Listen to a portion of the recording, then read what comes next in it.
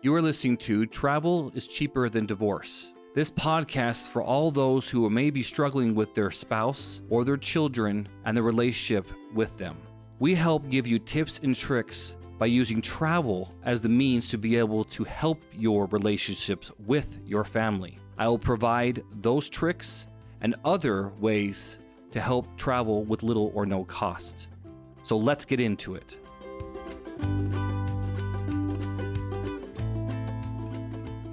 Have you ever said something so dumb, like in a group of friends, that it lives on for infamy, like just forever? That you're known for something just because you said it once? And then, of course, you have to face those people again the next day. Yeah, it's just just not one of the funnest things to do in your life. This is one of the things that helped me. Again, traveling has done a lot for me, but one of the things that has done is helped me get out of my shell and talk to people more. Because when you start to travel around, you start seeing these other places and meeting people from sometimes all over the world, depending on where you go, obviously. You start meeting a bunch of people and then you start talking to them. Let me ask you this. If you say something really dumb and stupid around somebody who is from a different country that you know you'll never see again, does it really matter that much? Not really, right? I'll never see you again. You might feel dumb at the time, which is unfortunate, but overall, you don't feel that dumb. You don't feel really that dumb as if you were saying something in front of your family or friends that you're going to see again. I mean, I got let me tell you, there was one night that because I've never been the most emotional guy, I'm getting better there. My family thought it would be funny, and to them it was, and then they ended up showing a video to my extended family, my siblings and my parents, of me. What they did is they airplayed or mirrored their phone to the projector we have in our house, and they played a little game with me. They put an emoji on the screen and they said, "What does this emoji mean?" And let's just say I'm very grateful that this video, because it was a video that was made to show to my extended family, has not gotten out into the interwebs, because it is somewhat embarrassing. Because to me, all the emojis can fall into like 3 categories, maybe 4. So they put one on the screen and I say happy. And then the next one, I'm like, that looks like happy too. Just a different tint of happiness. And this is the thing going back and forth. And I challenged them, because after they went through this, and it was all in good fun, but they were making fun of me most of the time, because I don't understand all that. Then I said, oh yeah, let's see if you can do it. So we went through the entire thing again. And of course they could all do it, which was very eye-opening for me. It was really somewhat embarrassing, really, that they could do all those things and I couldn't. But that's also another way of saying, that sometimes you're not as good as others at certain things, and that's okay. That's okay. But let's just say you're playing that same emoji game with somebody who you just met in Hawaii. I don't know why you do that, but let's just say you're playing that same emoji game with them, and they knew all the answers and you did. And so basically the same situation. Are you as embarrassed? Or maybe with a neighbor. Maybe you're doing it with a neighbor. Are you as embarrassed with the neighbor as you would be with somebody you'll never see again? I think it's a wonderful thing not only to talk to other. I've started. I shouldn't say it's a wonderful thing because I'm not there yet.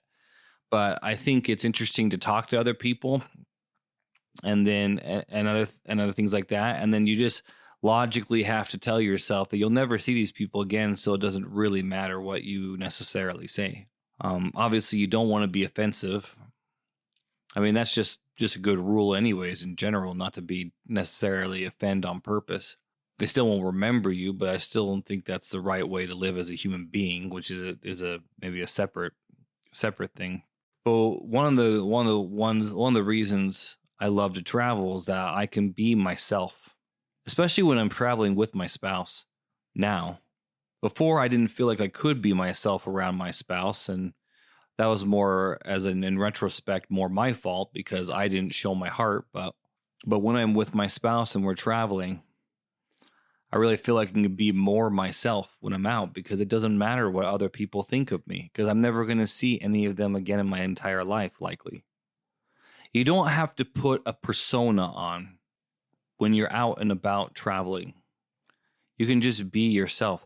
You know, Melanie and I have been to places that my extended family would be horrified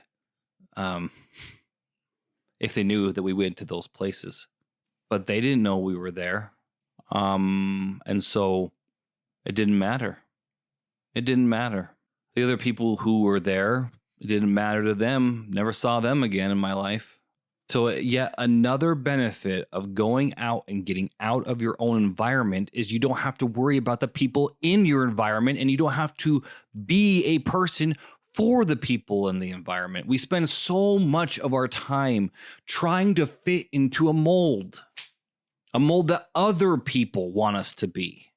How freeing is it to be yourself somewhere else, and you don't have to be in that mold? Well, you don't really have to be your mold at home either. And I'm going to talk about an example of that in just a second. But when you're out and you're around people you don't know, you can relax. Why are vacations relaxing? Well, you're not working. I get that's one thing. You're away from your kids, hopefully, or sometimes with your kids, but even with your kids, it's more relaxing.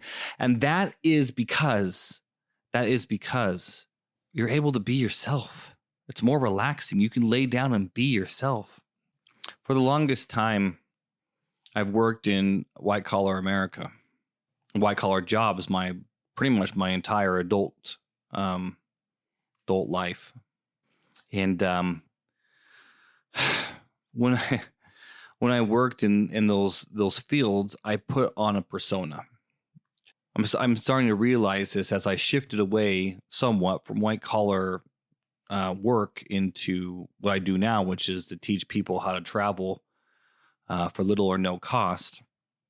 I'm not necessarily in an office, and I'm not necessarily meeting with clients and all the stuff that I used to do. So I don't have to put on a persona. I don't have to put on a mask to pretend I'm professional. But the thing is, I stopped doing that I would say about 10 years ago. I left one of the firms I was working at to start my own firm. And I had this firm for about 10 years. Yeah, about 10 years. But when I left that other firm and I decided to start my own firm, so in the job and the career I was in, it's like you need to wear suit jackets and dress shirts and have marble floors in the office and other things like that. And I tried to do that persona. I tried to do that persona for the longest time. I don't really mind wearing a suit necessarily, but then it just got to the point where, so I hired an assistant, and this assistant that I worked with for about 9 years of the 10, I told her she needed to wear basically a suit just like I did. And then she started slowly not wearing a suit and realizing that people don't really care.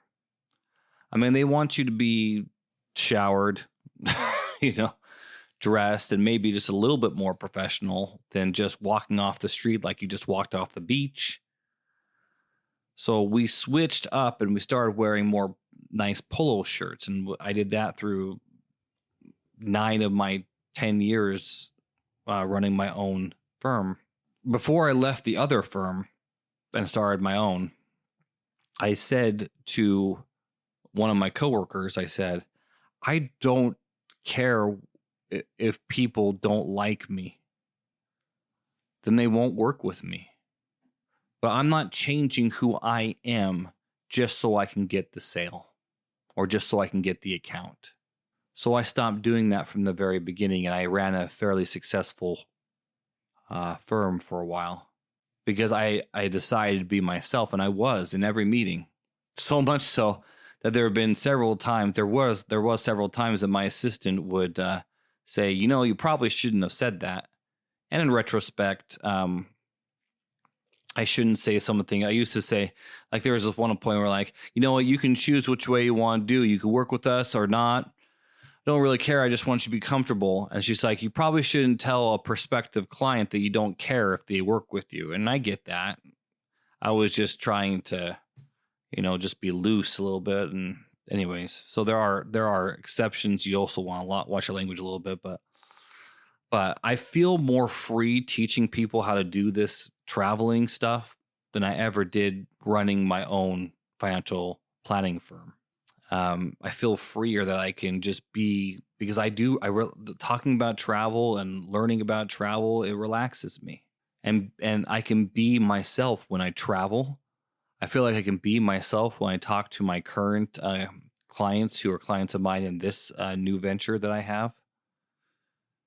I feel freer than I have in a long time. In fact, my wife will tell you, since I did eventually leave my firm, or leave running it myself, then I have been a lot more relaxed because I don't have to hold up a certain persona. In fact, let me tell you another story. It got so bad at one point about personas. There are people who say you got to separate your work life from your personal life because you can't let your work life flow into your personal, and you can't let your personal flow into your work life. It's so funny, the wisdom that people think is wisdom. I don't think that was really good wisdom. I think you need to be yourself no matter where you're at. That's what I think. I think it's healthier.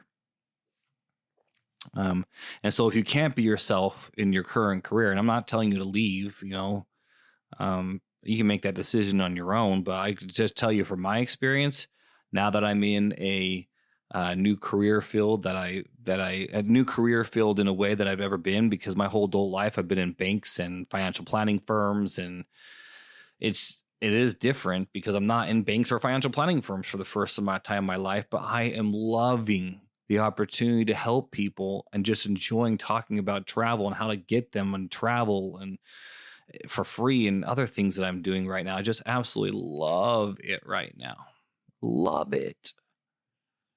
But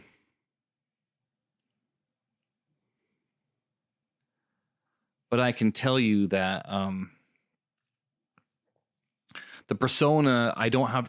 So now my personal, my work life, they definitely flow together because I'm happier in what I do. I can be happier at home. So if you think you're really separating work and personal, if you come home because your work life was terrible and you're like, oh, I got to separate this, I'm just going to be happy. It flows, guys. It flows. I remember, again, when I was running my own financial planning firm by myself, myself and an assistant, I ran it that way for a long time. I remember that every time I went to work, so my wife and I, and this is before I started opening up emotionally and other things, but we would be okay together and everything would be fine. I go to work. I worked from home a lot, and I went to my home office, and then I worked and put my whole heart and soul. Let's back that up. I put my whole head and logic into what I was doing, writing financial plans and such, and doing investments. Then I'd walk out of my home office and I come back to her a whole different person, because I fell so far into the logic spectrum and I was so much into this persona. That persona came home with me. I was already at home, I guess, technically sometimes, but it came out of the office with me. And that type of person, she didn't fall in love with that type of person. She fell in love with a different person. And so if your work life, if you're keeping up a persona, then traveling allows you to loosen that persona and be yourself. And it doesn't matter what people think of you, because you're never going to see them again, a lot of them. For me, it's none of them so far. Maybe I'll meet somebody someday on my travels that I end up calling, and we end up connecting or something. But for now, I've never really kind of connected with anybody on traveling enough that I've been more focused on my family, my spouse. But anyway, you're never going to see them again. So that's another reason why you can connect so much better with your spouse if you're traveling. Because if you travel, you're yourself again. You're not have to be this persona that sometimes leaks into your personal life, so much so that your wife's like, I don't even recognize who you are anymore. Because the pursuit of money is so important. Your job is so important that you have to keep up a persona. And then that comes home with you. And maybe you're not ready to quit your job. All right, well, I'm not going to tell you what to do, but I will tell you that when you're on vacation, when you travel, then you're able to loosen that persona up and become that person again that your wife fell in love with. It brings you closer together. Just yet another reason why traveling is so important. And as far as I'm concerned, when it comes to your family and your relationship with your spouse. Because even when I was running the financial planning firm, I was certainly a different person when I was on vacay, when I was traveling with my spouse. I didn't have to worry as much. I didn't worry I had to be this professional person. Nobody on that island, if I was on Hawaii, because I do love Hawaii, so I always talk about island. But if I was on that island and I can be just me, I didn't have to be David Packer, financial advisor. I can just be David Packer. And nobody on the island knows I'm a financial advisor. Nobody on the island, I'm not going to start selling to people because I really just want to be me. So I was. Now, fair, you can do really silly things, so silly that you become viral or something, but I never did that because most of the people who do that are just crazy drunk sometimes.